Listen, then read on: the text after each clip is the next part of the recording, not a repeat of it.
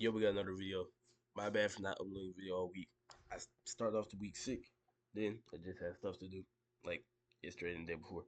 But we're back, and the playoffs are almost in full force. Play starts next Tuesday, I think. I don't think it starts next Monday. I know for sure the last day of the NBA season is tomorrow, so no basketball today. But that's fine with me because later on today I got stuff to do, right? But we got our first two confirmed matchups: the 3-6 matchup in the East, the 4-5 matchup in the East, which 3-6 being Knicks versus the Pistons, and 4-5, which will have its own video. Bucks Pacers rematch last year, and even last year, multiple games in the playing tournament, multiple heated games between the Bucks and Pacers. Um, I think Giannis had that one game where he was trying to get the game ball because I think he had like 60 or something like that. They had that game too. Bucks and Pacers got a lot more heat than the Knicks and Pistons, but I still do think the Knicks and Pistons are going to be a great series, and that's when I want to do video on first. So obviously, this was decided yesterday. It was actually really close. I'm gonna go to the NBA standings right now. Um, as you can see, the Pacers are 2 games above the Bucks. Can't reach them. Pistons are 3 games below the Bucks. Can't reach them anymore because the game yesterday between the Bucks and Pistons decided everything. Giannis had a very clutch block at the end. Block Malik Beasley, trolled Malik Beasley. I'm surprised he didn't get thrown out the game. But yeah, that was a great block. Giannis has another 30-point triple double for the fourth game in a row. Giannis has been playing great without Dame. And actually, I was about to say something about the Bucks, but we're not talking about the Bucks in this video. But yeah, the Pistons ended up falling down to 6. And considering the fact that the Pistons had the worst record in the league last season, to being the 6th seed, I don't think the Pistons are complaining at all. Obviously, you want to reach for the stars, but 6th seed, considering that the only pieces that they signed in the offseason being Malik Beasley, Tim Hardaway, Tobias Harris, they traded for Dennis Schroeder at the trade deadline. Those are the only 4 pieces they gained. It's not like they got like a superstar. No, they didn't even get a star. Tobias Harris is not a star. But um, that's it. And with the Knicks, obviously, y'all know what's going on with the Knicks. The Knicks actually tied the record from last season so far. Obviously, they could get 51 wins Sunday. I don't know who they play. They probably won't play their starters considering they're not playing for anything. But you know, you never know. Actually, I did not even see this. The Pacers are about to get 50 wins. The Pacers had a great season. I didn't even repeat that. But anyway, going back to Knicks and Pistons, right? Um, so just on the surface level, the Knicks have a better roster than the Pistons, right? If you're not including depth, because obviously I got the starting lineups right here.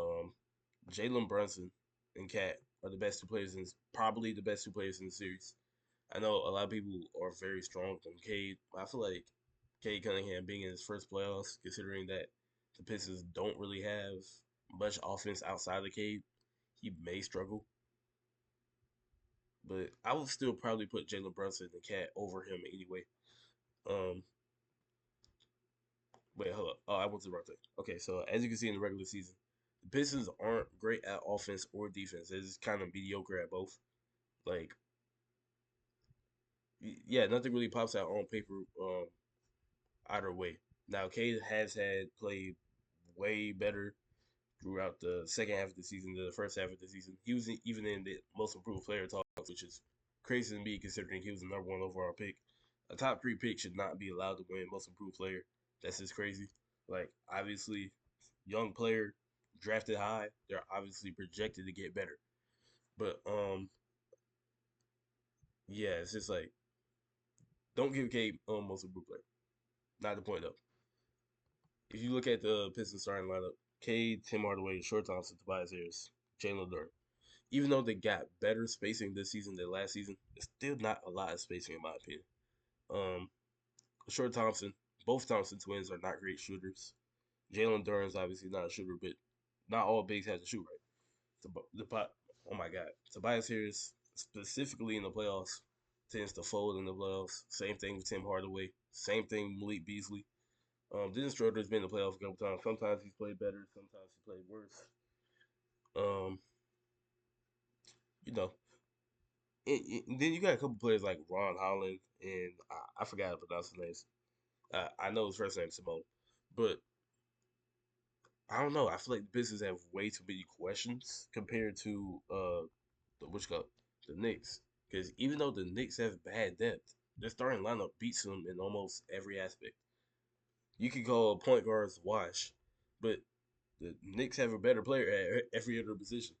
Um, Kay Cunningham's gonna be guarded by Mikael Bridges, Josh Hart, and OG Anunoby the whole series.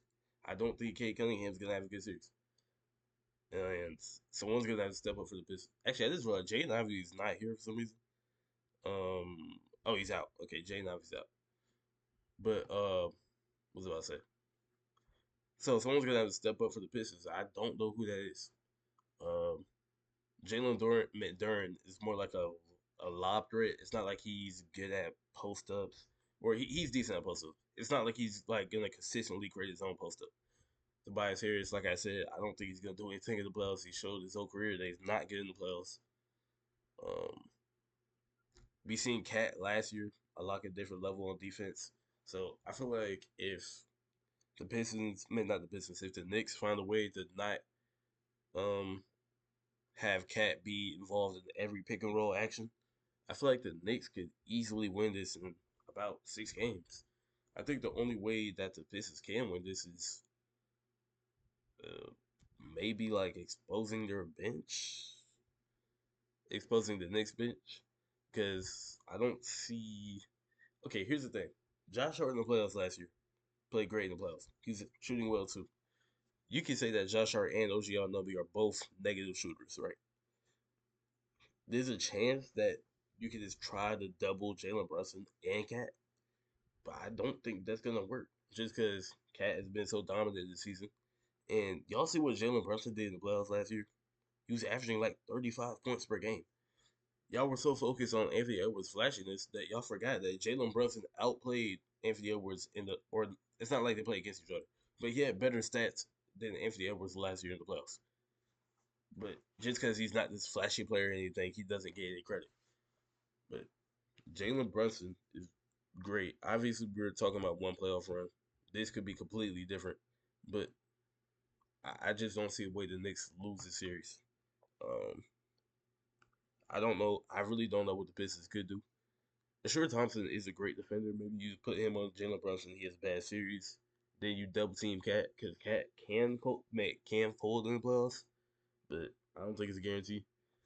But me personally, I'm going with Knicks in 6, just because just straight up, I think the Knicks are a better team than the Pistons.